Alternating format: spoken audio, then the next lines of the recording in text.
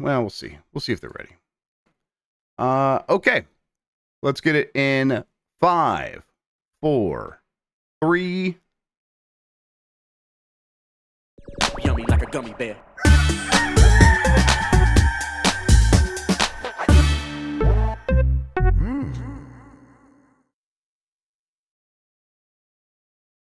It's the internet. You're busy. Let's do this for September 25th, 2024. For the next hour or so, let me help you sort through the world of gaming on Game Mess Mornings live with me, Jeff Grubb. Today, the State of Play happened, and Sony actually announced some games this time. But first, please join me in welcoming today's co-host to Game Mess Mornings. It's Tom Caswell. Tom, how are you doing? I'm doing great. Excited to finally see some first-party games from PlayStation. Took a couple of years, but we got there. We're getting there. We're getting there. That's unfair. Astrobot, obviously, bigger deal to me than anything they could have announced. So, true, but that's true. But hey, it's like these big studios that we've kind of been waiting for them to like do their follow-ups. This feels like the first in a series of what should be several years of pretty big announcements. But yeah, we'll get into all that pretty soon. How you been otherwise? Doing good. Playing some games. Getting stuck in with Astrobot. Spent a lot of time. I'm probably like 95% of the way to doing everything in that game. Yeah. So I've been enjoying that a lot. Still doing the Destiny 2 grind. So I've been doing that. And honestly, actually, the Fortnite grind as well. Oh, really? I get my dailies in every day. Yeah, just because, it's a Marvel season. So, and lots of good skins. Like there's a Mysterio skin that I just got on the Battle Pass.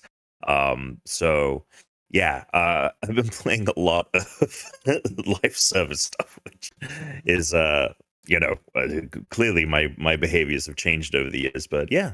It's been a fun gaming time. Well, yeah, those games surely are giving you plenty to do. Yeah, I haven't ever really fallen to the daily sort of thing with any of these games. I was like, I definitely considered that, but by the time like a lot of those games were the kind of games that I was interested in were doing that, I was just too busy with life to be able to make that make sense, and it was very easy to start putting that stuff aside. Is the appeal just like really, Oh yeah, go ahead. Well, the appeal is that you can do the dailies pretty like Fortnite is good because you can like get one match in, and if you're specifically targeting the daily challenges, like you can potentially get them all done in just like one match. So it's relatively quick. And it's a big boost for like your XP for the battle pass. So like I'm almost done the battle pass with like a month still to spare on it. And it's mainly just been from doing daily. Sometimes I play for a bit longer, but yeah, it's just been like, it's been a great excuse because I like how the game plays. I really think that Fortnite feels fantastic to play. Sure. And which was not the case when it first launched. So it just gives me like, it scratches that itch of like third person shooter, like competitive thing. So I'm always like, oh yeah, I got to do my dailies. Like, let me get in like 20 minutes of Fortnite and then I'm done. So yeah, I think some games don't do it as well, but I think that's one game that does it pretty well. And I'm sure they've dialed it in over there. Yeah. Let's explain what we do here. Most weekdays, I, Jeff Grubb, will help piece your gaming life back together. That includes breaking news and maybe even some of our own original reporting. For all these topics, I'll get the input of a bona fide expert who will make me look smart. If you are watching live on Twitch, welcome. You can always listen to the show later on podcast feeds by searching for Game Mess Mornings or find the RSS on giantbomb.com. You can also catch the show later with chapters and timestamps on YouTube. Hello, YouTube. All right, we have a lot to get into, so let's start the morning mess with every big announcement from PlayStation's new State of Play. This is from Michael McWhorter at Polygon. Of course, Sony's latest State of Play live stream was full of game announcements and updates for all things PlayStation 5 and even PlayStation VR 2.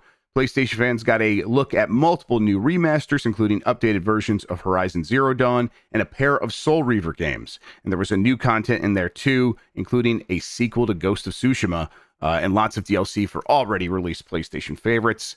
Let's start off with the biggest one that did cap off the show, Ghost of Yotei. from Insomniac.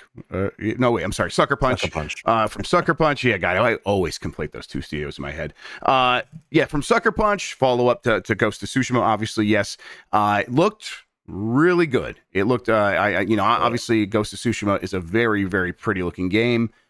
This even more pretty, and seems like they're going to do a lot of extra fun stuff in here. The game takes place hundreds of years later, in a very different Japan. I'm excited to see what they do with it. Even as someone who never fully got on Ghost of Tsushima's wavelength, when I was playing it, I was always enjoying myself. It was never like, oh, this is a bad time.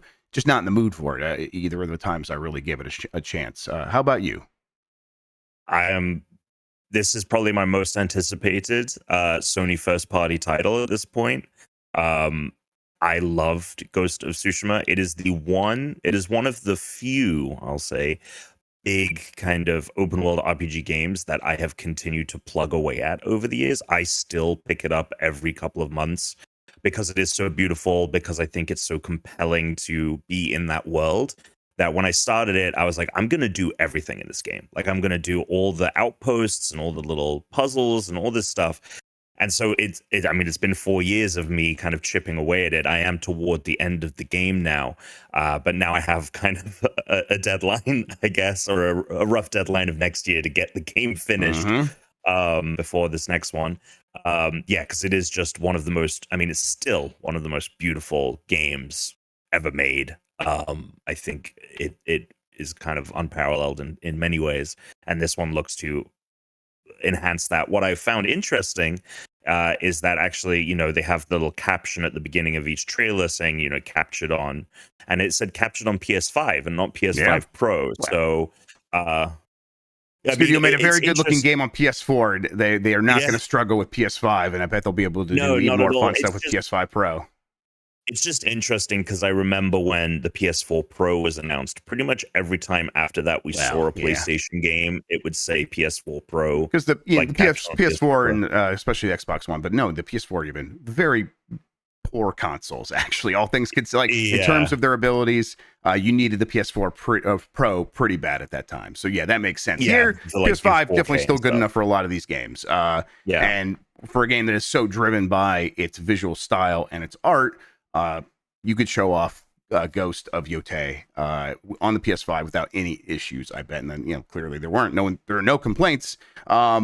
Speaking of complaints, it stars a woman, a new ghost named Atsu, I believe. Yeah, Atsu. She is, I don't know, looks pretty tough, pretty cool. I'm excited about that as well. I bet the complaints actually won't even be that bad, because I think people want this game so badly that they're like, hey, let's whatever, give me this. But again, like I said, I'm excited.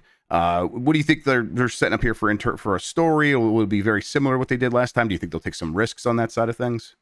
I think it'll actually be very different, especially not only because we're jumping 300 years into the future. We see at the very end Atsu wielding a rifle, so technology has advanced in many ways, and has become more bohemian. And the interesting thing about Atsu that we've been teased. New York Times actually had a piece go out. They got kind of an inside look at the game.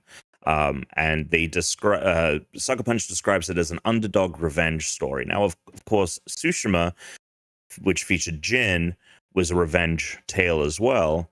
But the interesting thing there is Jin came from a renowned clan. He came from wealth. He came from, and obviously, like at the beginning of the game, he kind of loses all of that, but he still has resources and connections that help him move through the game and get him from point A to point B as he kind of wages this war against the Mongol army.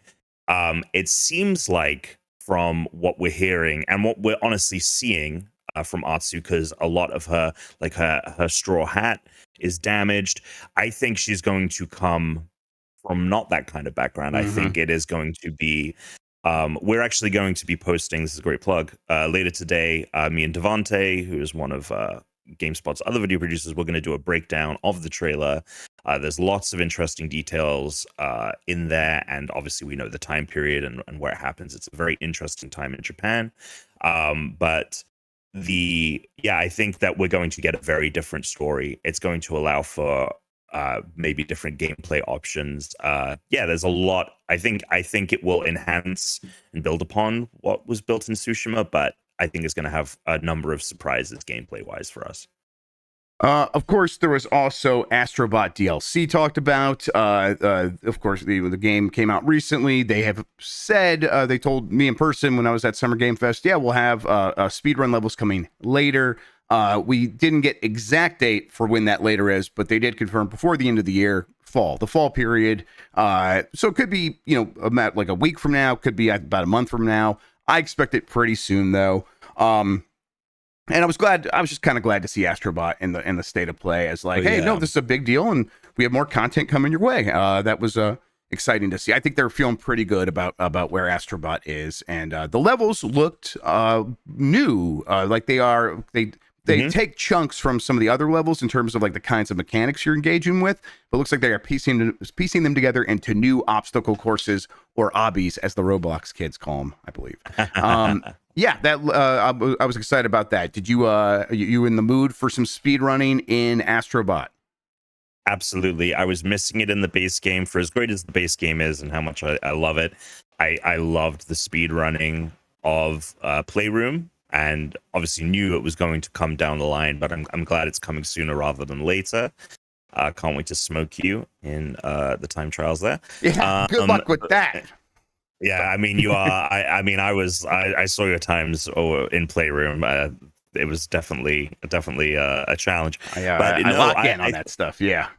I mean, I think that what they're doing with Astrobot is really smart, and I think that compared to what they're trying to pull off with their live service stuff, here's a great alternative. I think, have a full-priced game that is, the base version is fantastic, but keep supporting it to incentivize people to pick it up. And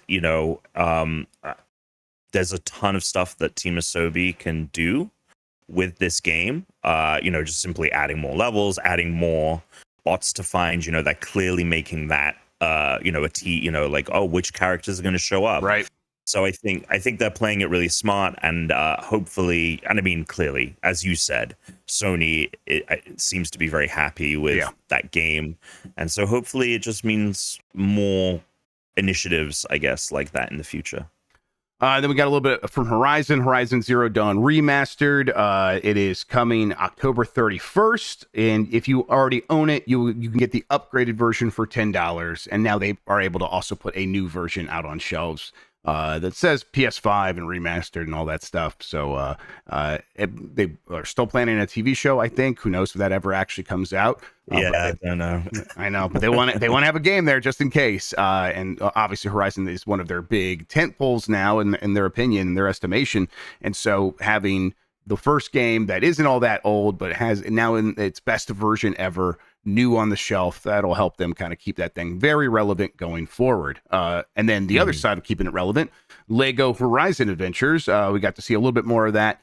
I played this at Summer Game Fest. I continue to think it looks really fun. I'm a big fan of the Lego Star Wars humor, but Lego humor, the way that they adapt things, and those Lego Star Wars TV shows, some of the specials as well, but especially the TV shows that they did kind of in that in between time, really, really funny. They have a really good sense of humor, and a lot of that is happening here as well. And it turns out like that kind of serious story of Horizon, pretty ripe for ribbing with that, where something tragic is getting referenced, but they're doing it in a fun way and in a way that makes it feel like, oh, they know how kind of serious they take themselves, and now the fact that they're couching it in all this nonsense makes it a good time. So yeah, I don't know, what'd you think of the remaster and Lego Horizon Adventures?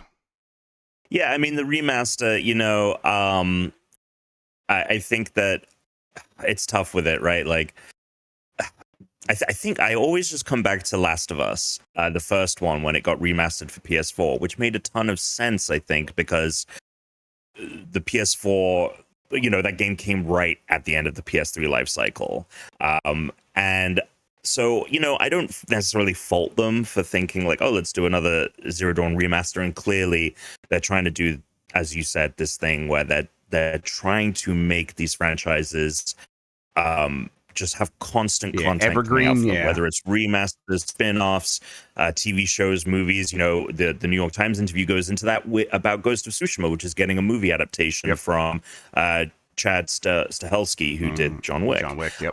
So they're really, it makes sense for their business, I think, and I think people will pick it up. And the fact that this is a $10 upgrade, like, I might put the $10 down to upgrade my PS4 version of that game, although I think I have it on disc and I don't know where that is. So it should still work, right? not. Yeah, I mean, it does but I don't know where the disc. Oh, okay. Well, that seems like a problem. If I screwed up there. I occasionally run across my disc of that because I think they were sending that out as a disc for review, and I stumble across that like every couple of months. Still in that era. Yeah, it's on, I think that's what closet happened over there. Yeah. Yeah.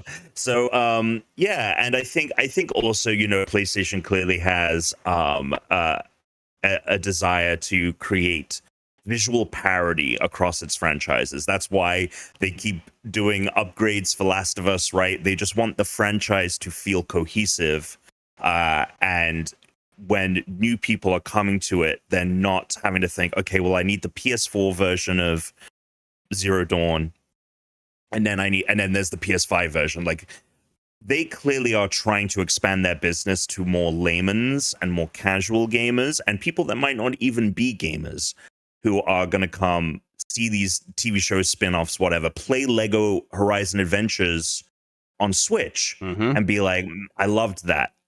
Where can I play the main game? Okay, PS5. Okay, boom. Zero Dawn Remaster, Forbidden West. Those are the two games. They look the same. They play very similar. Not that those two games had a ton of. In fact, my biggest critique about Forbidden West is it didn't innovate on Zero Dawn enough beyond what that game was doing.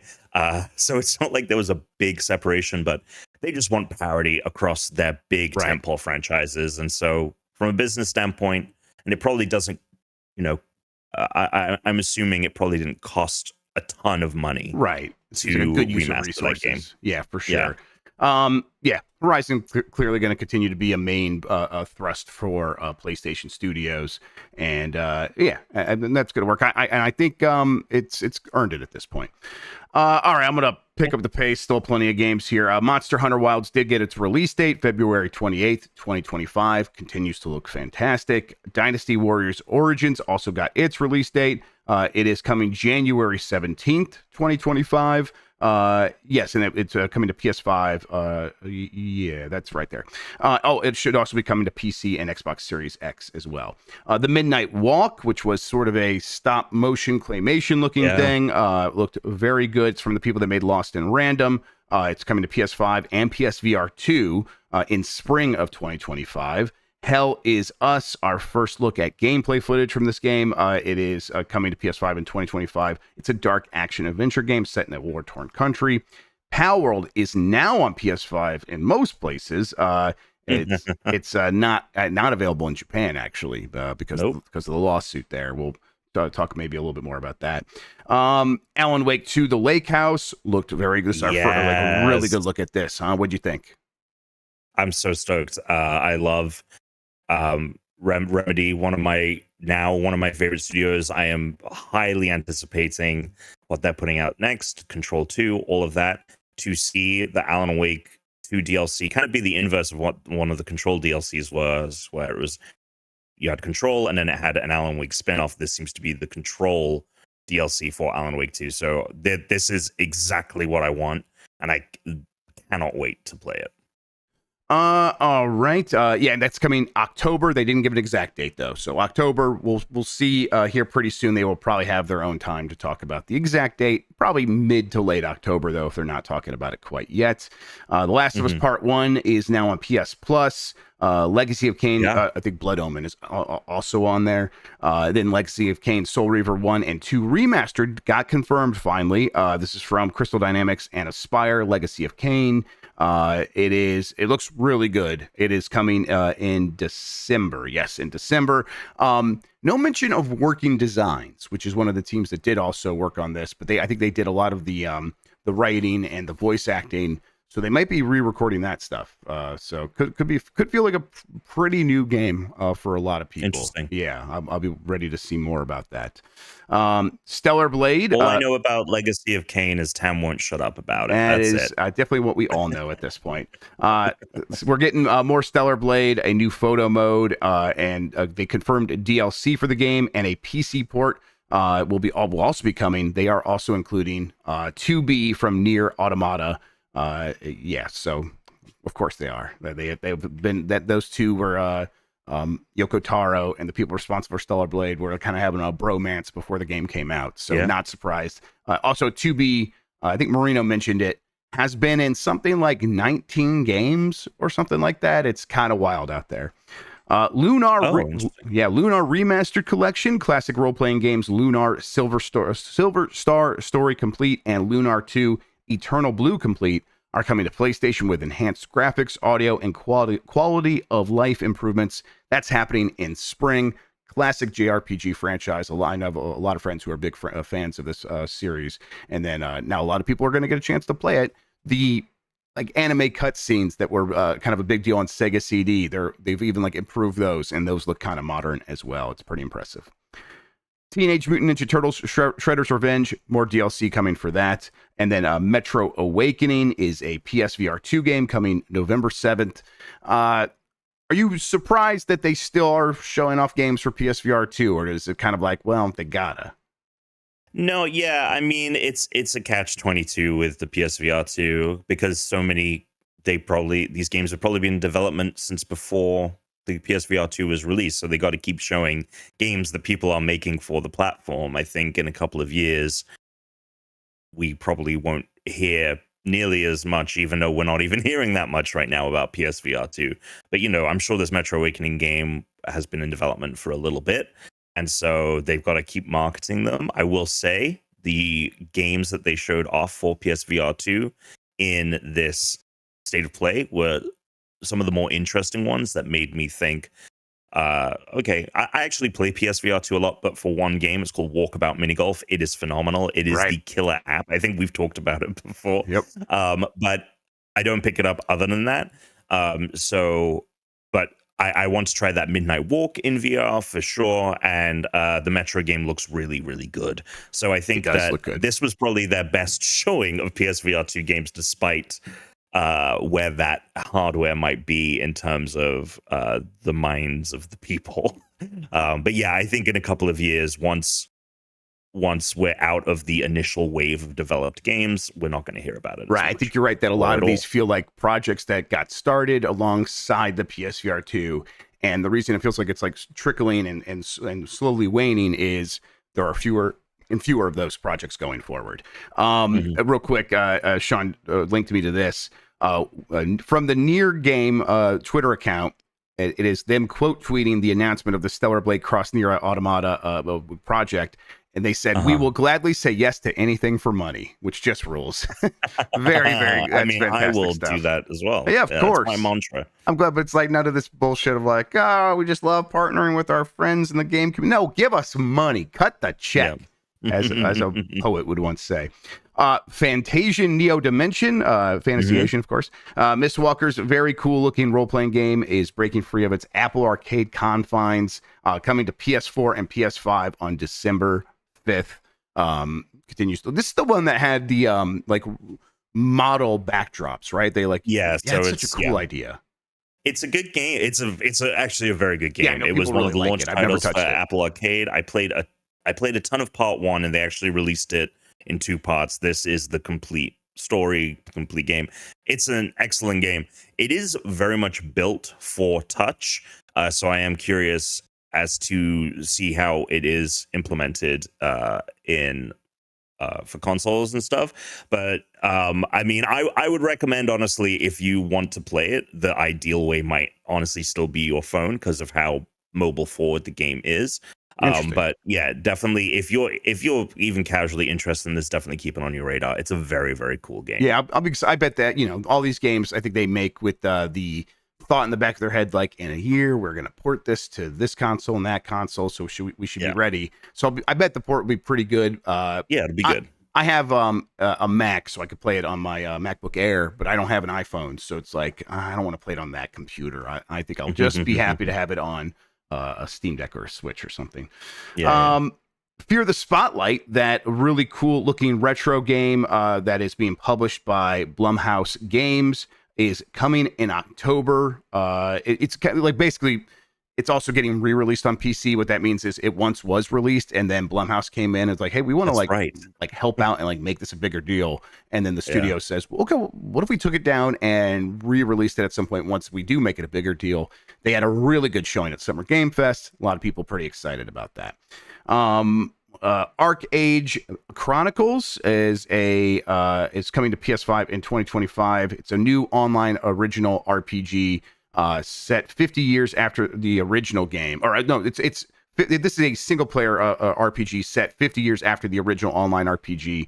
Arc Age is one I've heard. This is from Cacao Games, a publisher that does do a lot of online games. But there's been this trend recently of publishers and studios like that being like, let's get into this space of making more traditional style games, as we might call them here.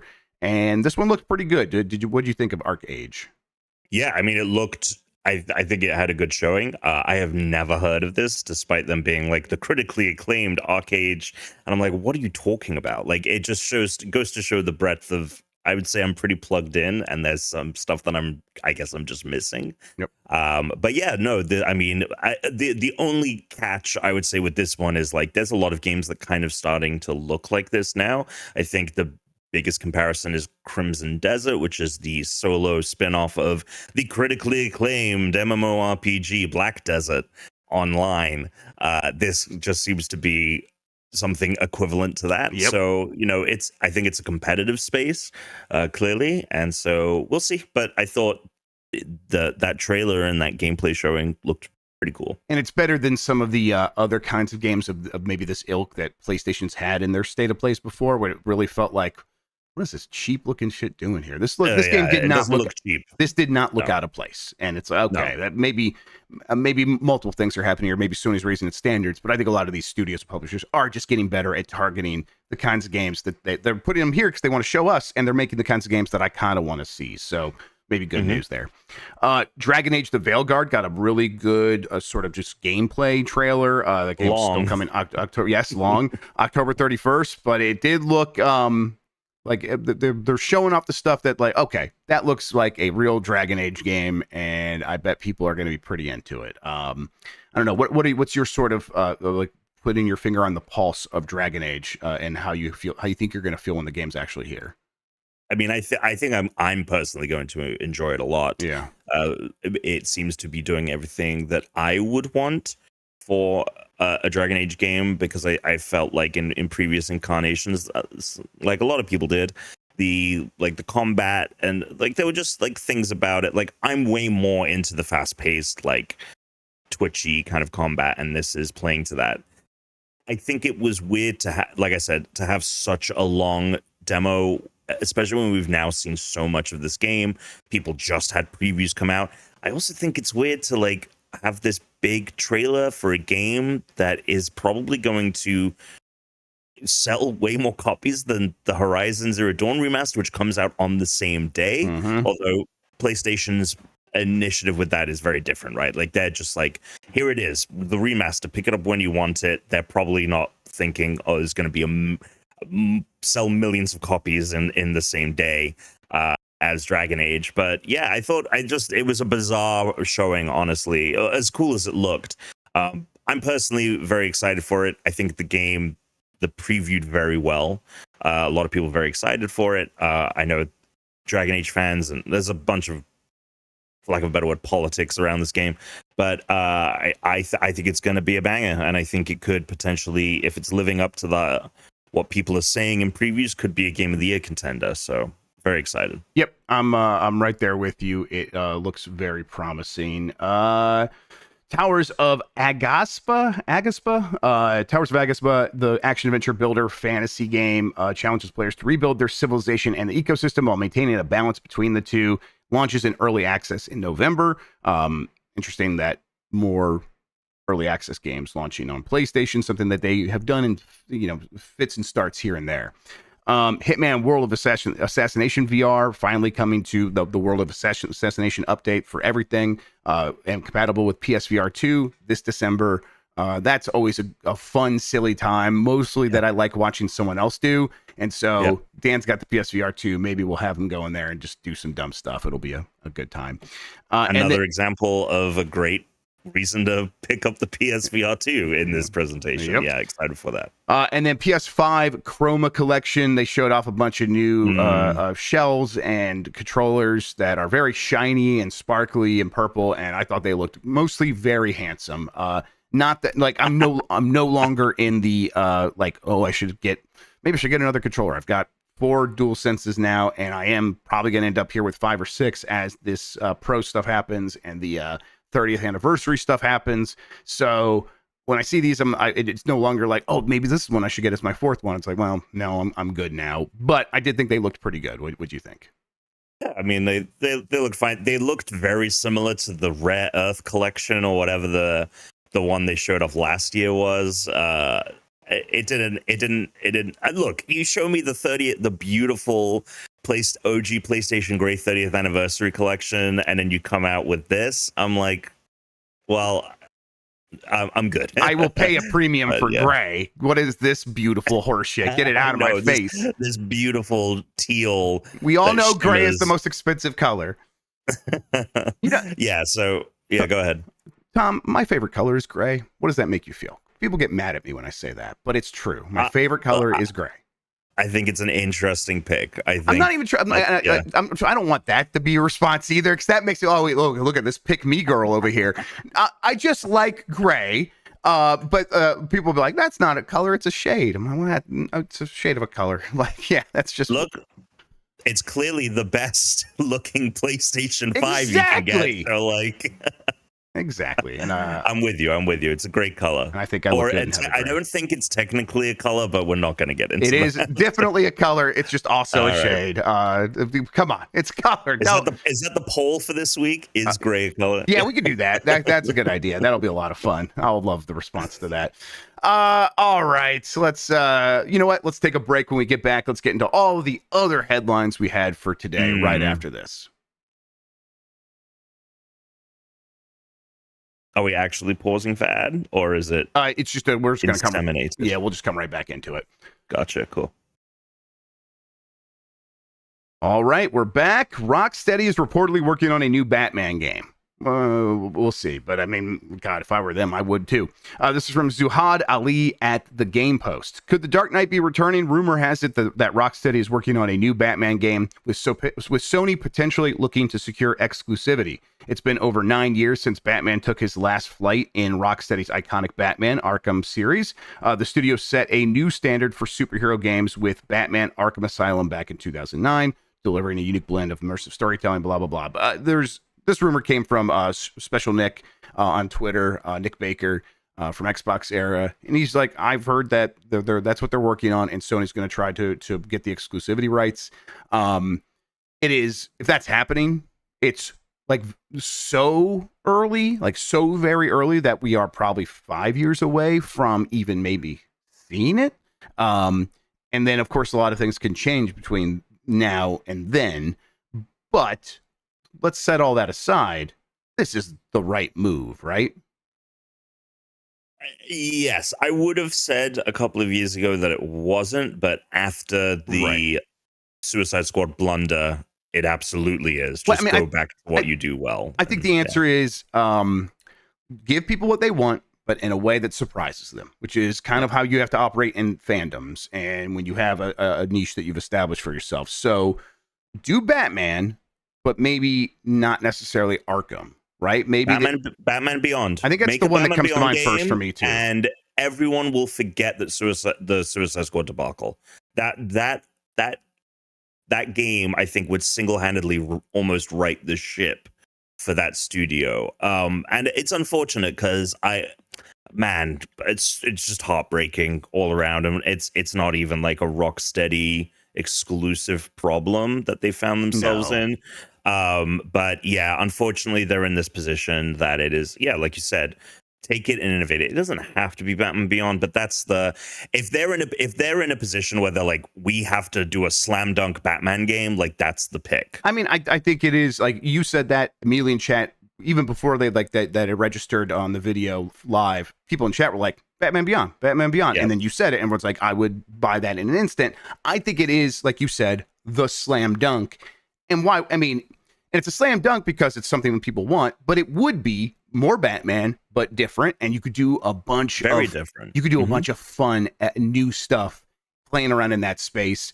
Gotham can look very different. You can reset the world. It could be a new timeline. Obviously, a new art style, plays into the look of the show. Right. Like it doesn't have to look like the previous Arkham games. So, I think that just having that be so separated from what the Arkham series is a great way to like.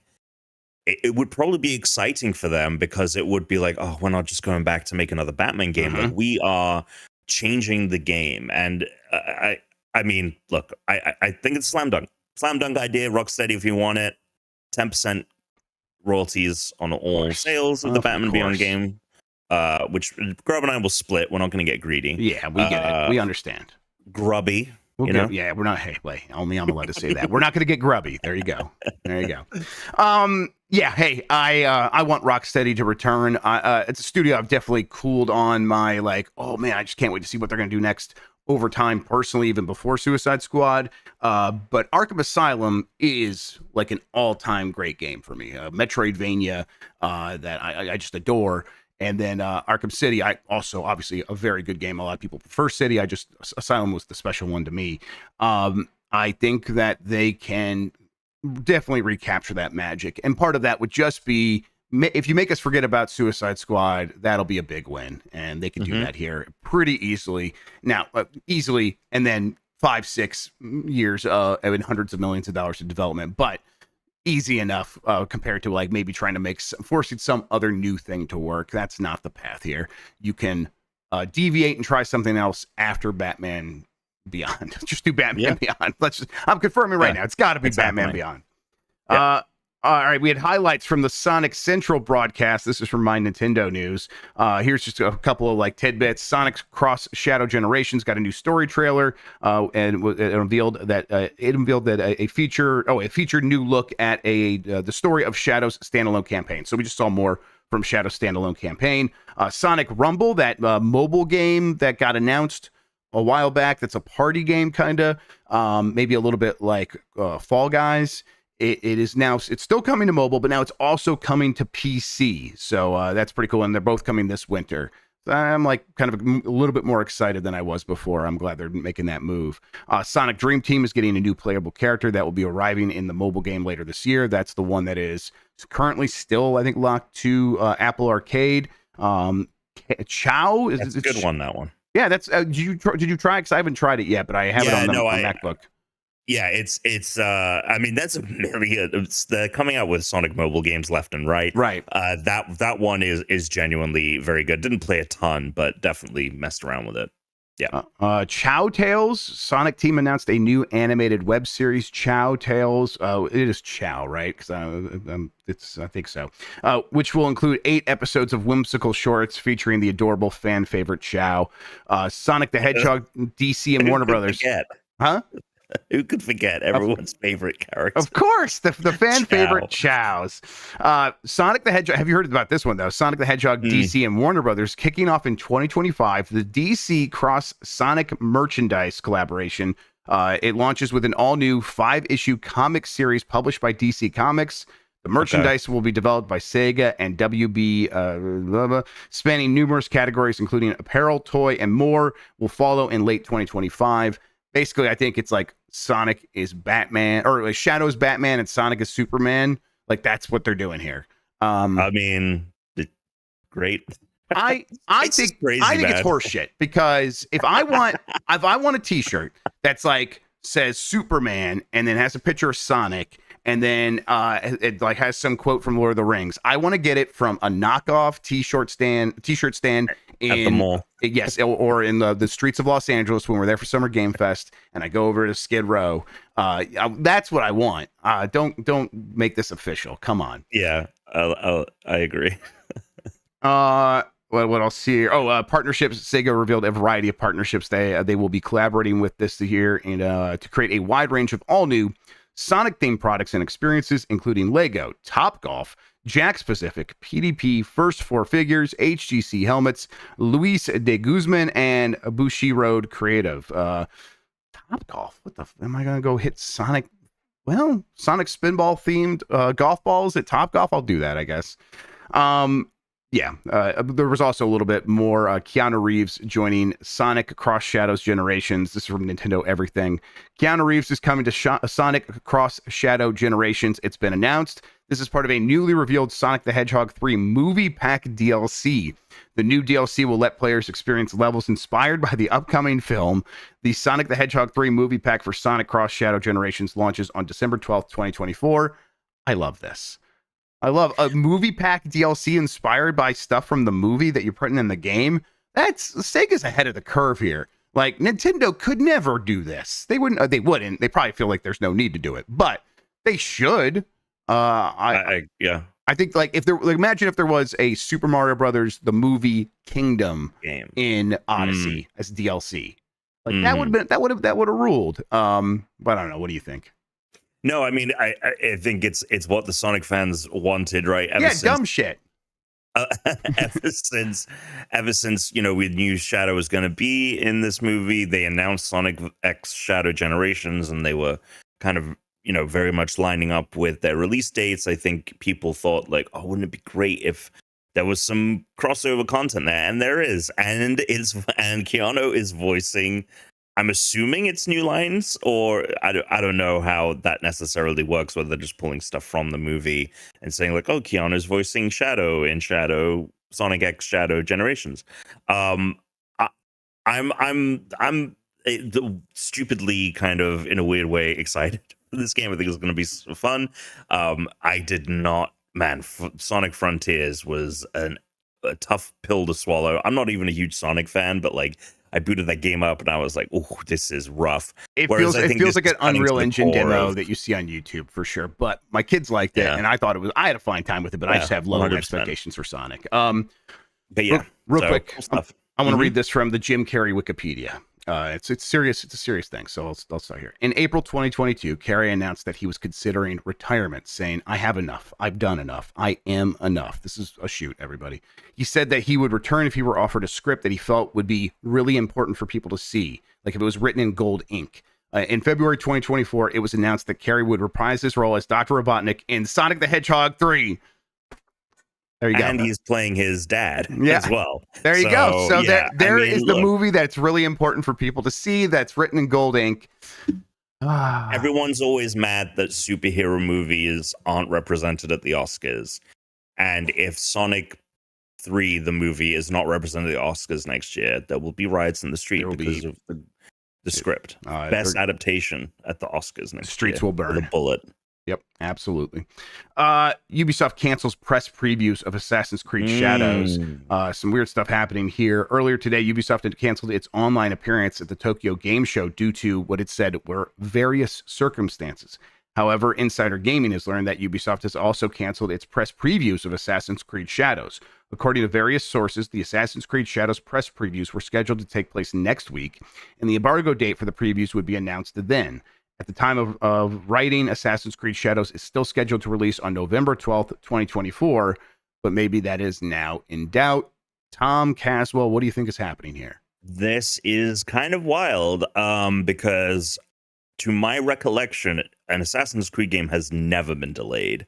It's not something that comes to mind, yeah. Yeah, and, from personal experience... this late, this is crazy. It is kind of wild. From personal experience with Ubisoft, this happened to me. And granted, it was Skull and Bones. Right, but we were meant to have a preview of that. Good point. And it's then very similar to that. It got canceled. And then a couple of weeks later, they announced that they were delaying Skull and Bones again. Yes. And so it does give hints of that. It would be but Skull and Bones getting a delay was more expected than not, right? Sure, but you're right. The timeline, the way that it came about, the last minute, like, hey, we're doing a preview period. Hey, get ready for that. We're going to tell you the embargo then, and then it getting canceled and it getting delayed. All that has happened here in this situation as well, except for the delay happening, which we're now. Yeah. That's why we're expecting it. So I think that's a good analogy here. We know that they had to implement some changes because they included. There was, I think it was like an icon that was actually attributed to a group that did like reconstruction, like what is it, like, when people in America like do Civil War battles and stuff, like it reenactment. Was a reenactment group. Yeah, I think it was a reenactment group, and I guess they thought, the artist or whatever thought like, oh, this is a historically accurate logo, but it's actually the club's logo. So I know. And then there's things like, I think like Tory gates where they shouldn't, like, there was a couple of things that like people were, nitpicking and saying like, this isn't historically accurate. So potentially I think there could be like more things that they went back to look at everything and maybe realized like, good point. And we have to look at everything this artist touched, like that sort of thing, like maybe or like the whole game, like I'm not sure, like that's the only thing that I could think would delay a game, because again, it's unprecedented really for Assassin's Creed games to be delayed. That being said, I still believe that it's more likely than not it does come out when it's meant to come out. I think there's a big possibility that, I don't know, there's something wrong with the build. I don't know why the previews got canceled. I don't necessarily think that this means, it's definitely going to be like that Skull and Bones situation. Right. But there is a possibility that that's the case. And my question is, if you delay this game, where does it go? Yeah, I mean, does it go later? Is it just like a month delay into I think December? They've released games in December before. Now, I don't know if they've done that with Assassin's Creed. I think they very specifically have not. But I think games can do just fine in December these days. But do you think it would be a month delay, or do you think it's a 2025? No idea. It could it could be more than that for sure. It's just it's hard to say because they were just about to do previews, so you assume like they thought this game was ready to go.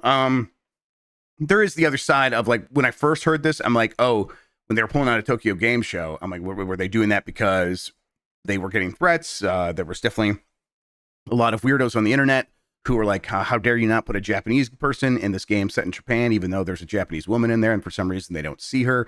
And so they keep yelling at Ubisoft, and it kind of it seemed like it was escalating. And I'm like, are they kind of getting shy about that, trying to avoid some sort of bad situation? Is that what various circumstances is referring to? But this, once they were like, we're canceling press previews that had nothing to do with Tokyo Game Show, at least to my eye, that's what it seemed like. It's like, okay, there's probably something more happening here. And the Occam's razor, it's a delay is coming, is what that really means. But you're right, I don't know where they put this game.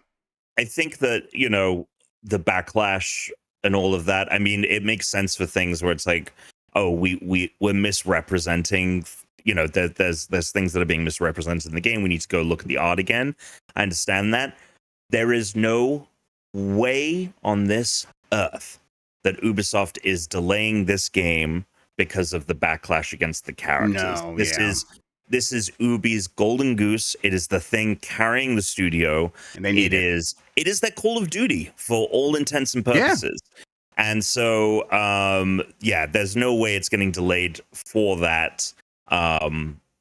If it is getting delayed at all, they're not going to move the game for that. But there could be some of that other element that I mentioned. But I guess we'll see. It'll be very interesting. Yep, I'm looking forward to actually playing that game. I thought the early 100%. Trailer looked really promising. Although now that Ghost of Yotei is on the horizon, a little bit of the wind is taken out the system. For and sure. That is the thing, is like, well, if it gets delayed and Yotei has a 2025 release date, you got to put some space between those two games. God, if they're delaying it that long, because I'm expecting Yotei in like late next year or mid next year, maybe. Right. Yeah, you can't be delaying that long. That's crazy, because there's a stack of other Assassin's Creed projects always in the works. In fact, they've talked about how they have exactly a dozen or something. And some of those are TV shows, and or not maybe TV shows, but like a bunch of different things. So they got to get this thing out sooner rather than later. Let's see here. Last news story, I think. Tactical RPG gem Unicorn Overlord smashes past 1 million in sales. This is from Elena Heggs at Nintendo Life. Vanillaware's outstanding tactical RPG Unicorn Overlord has reached yet another sales milestone, publisher Atlas has announced. In a blog post shared on the official Atlas Japan website, the company thanked fans for supporting the game and shared that there are discounts for the game on PSN and Switch eShop, but only in Japan right now. Atlas also shared some brand new artwork about the game, blah, blah, blah. They mentioned it has now reached 1 million in sales total. Yeah, that's pretty good. I you know, you never know with these games, especially it's like, oh, Vanillaware has done this kind of game, and now they're doing a kind of a weird tactical grouping game where you position little platoons on the battlefield, and the makeup of the platoon really matters. All this really interesting tactical decisions. Is that going to match up with what their audience wants? And clearly, yes. I think a big part of it is it still looks gorgeous. It still has the waifus, so people showed up. But then it turns out it's a game that many people did really like quite a lot. I keep meaning to get back to it. But yeah, 1 million copies sold. That's just an unmitigated success, right? That's just without any caveats.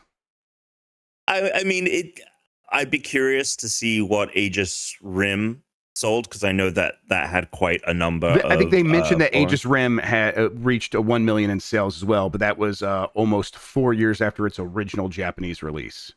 Okay, so this is about par for the course. I mean, it's great. I think that you know, again, it depends on how much the game costs to make. That's going to factor into whether this is a success or not, considering that it's not on Steam yet either, though. So it's console only. That's pretty good.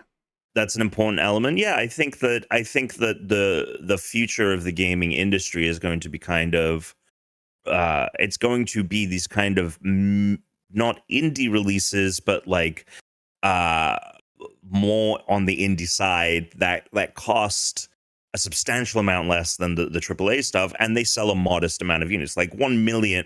Like if Horizon Zero Dawn Remaster only sells 1 million units, that's probably going to be a disappointment for Sony. If Ghost of Yotei only sells that, that's going to be a disappointment. But I'm sure for Vanillaware that I mean, clearly they see this as a success. Oh, and, yeah.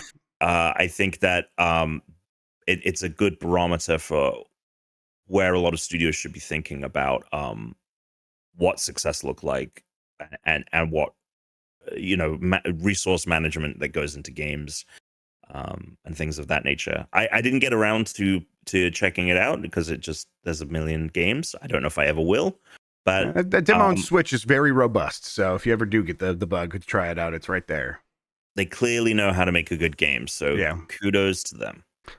Excellent. All right. Let me get to the poll question. I'll get that set up very quickly. Let's refresh to make sure it's as recent as possible. Did you buy Space Marine 2? I'm going to click yes here. 22% said yes. 35% said not yet, but I will, or not yet, because we put an R in there. And then 43% said no. The game seems to be doing kind of smash hit numbers. Yeah. But I think it's finding its audience, which is maybe not necessarily like, every gamer. It's like, no, kind of a casual audience is showing up for Space Marine 2 and and obviously the Warhammer 40K people, but they were going to show up no matter what. I did see on Instagram Henry Cavill talking about playing the game a bunch of times. He's like, he's like, I can't beat it on the highest difficulty, but I'm still loving it. But he's like I'm treating it like research for his roles eventually, I think. The game very successful. Have you been spending any time with Space Marine 2? Yeah, I have. I've been playing it in chunks. I've just been like doing a mission at a time. Sure, it's a good way to play it. Again, it's just like a little morsel game. Like it really just is like, again, scratching the itch of like really solid third person action adventure game. More games I think need to be like this, that just do a couple of things very well and don't try and pack in a bunch of ideas. I think the game just does what it does extremely well, and I'm not surprised, honestly, that it's broken out of the mold of just Warhammer 40K freaks checking it out. There is so much to that game that I think just speaks to blanket gamer audiences. Yep. You fight aliens. It feels good to fight the aliens, and you hang out with your space bros. Yeah. And you get the campaign done and not touch it ever again and feel satisfied, or there is that There's PvP and like missions you can run. yeah, and that clearly has become, people, the campaign I think got hooks in people, and people are like, oh, I want more, this feels so good. Here are these these spec ops missions, or whatever they're called. Right. So yeah, I'm really happy. I'm really happy because it's another example of the kind of games that I think are emblematic of what the future of video. If we're going to create a sustainable future for the industry, more games need to kind of, I think, take some of that ethos that Space Marine 2 has. Yep. Absolutely. We got a new poll question. We'll get to that here in a second. Before we do, though, Tom Caswell, why don't you tell people where they can find you on the internet, what you have going on, all that good stuff? Yeah. You can find me at Great Britom, like Great Britain, but Tom at the end if you want. However, I'll push people to go check out my new podcast / a network that I put together. It's called the Limit Break Network. And the main podcast is called Hit the Limit Break. You can find it everywhere on the internet at Limit Break Net. I think anyone that's listening to the show who's interested in the video game industry should check it out. It's essentially Hit the Limit Break is essentially an interview show. We try and not get caught up in the news cycle. We try and look at the future and the bigger picture. We've spoken to game developers. I interviewed Fergus Urquhart of Obsidian. We have an interview coming out next week with Jason Schreier about his new book. There is a quote from. Did you read Jason's book? Did you get a chance to? No, I've not yet. I think he asked me if I wanted a copy, and I just never got around to getting one.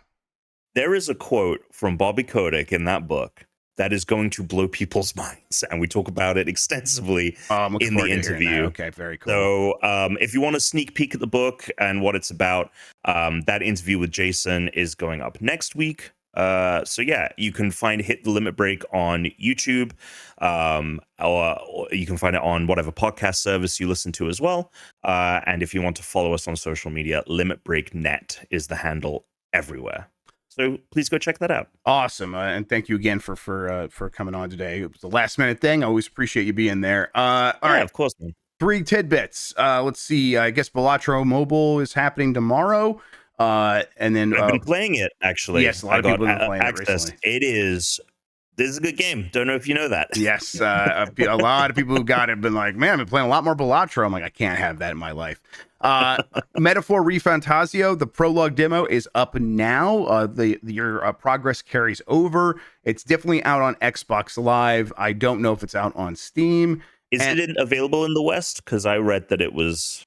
Let's see. Wario64 says it's up on Xbox Live. Okay. Metaphor Refund allows users to play the opening section of the game. Yeah, seems like it's all good. Okay. And then let's see here. News from Ubisoft. Assassin's Creed Shadows is delayed to February 14th, 2025. No way. It's going right into that Monster Hunter zone. So good luck with that. Oh my God, that's crazy. Wow, the cracks in Ubisoft, man, over the last few years. Holy cannoli. That is mental. It's going to be tough. They added here, we are departing from the traditional season pass model. All players will be able to enjoy the game at the same time on February 14th, and those who pre-order the game will be granted the first expansion for free. So, it just sounds like they are constantly rethinking everything over there. Like they're just looking for something that's going to work.